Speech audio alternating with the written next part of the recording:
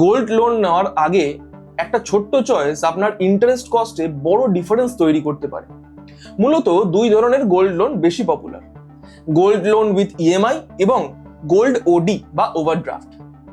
Gold loan with EMI তে আপনি upfront পুরো টাকা পেয়ে যান, আর সেই দিন থেকেই পুরো অ্যামাউন্টের ওপর ইন্টারেস্ট লাগা শুরু হয়। প্রতি মাসে ফিক্সড ইএমআই দিতে হয়, আপনি টাকা ইউজ করুন বা না করুন।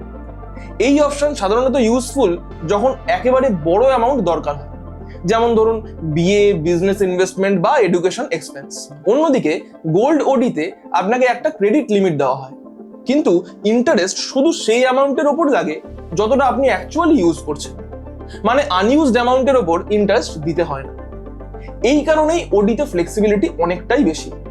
প্রসেসিং অনেক সময় ফাস্ট হয় এবং ডকুমেন্টেশনও মিনিমাল থাকে, তবে ফ্লেক্সিবিলিটি বেশি হওয়ায় ওডির ইন্টারেস্ট রেট কিছু ক্ষেত্রে একটু হায়ার সাইডে হতে পারে। অন্যদিকে ইএমআই লোনে রেটস কম্পারেটিভলি লোয়ার হতে পারে, আর ভালো ক্রেডিট স্কোর থাকলে বেটার রেট পাওয়ার চান্স থাকে। তাহলে কোনটা বেটার? ফিক্সড বড় এক্সপেন্স থাকলে ইএমআই লোন প্র্যাকটিক্যাল অপশন হতে পারে, আর ইনকাম যদি আনপ্রেডিক্টেবল হয় তাহলে গোল্ড ওডি কম্পারেটিভলি বেশি ফ্লেক্সিবল চয়েস। তবে যে কোনো লোন নেওয়ার আগে ইন্টারেস্ট স্ট্রাকচার আর হিডেন চার্জেস অবশ্যই চেক করুন। আপনি কোনটা প্রেফার করবেন, গোল্ড ইএমআই লোন নাকি গোল্ড ওডি? এরকম আরো অনেক ইনফরমেটিভ ভিডিওস পাওয়ার জন্য ইনভেস্টমেন্টের পেজকে আজই ফলো করুন।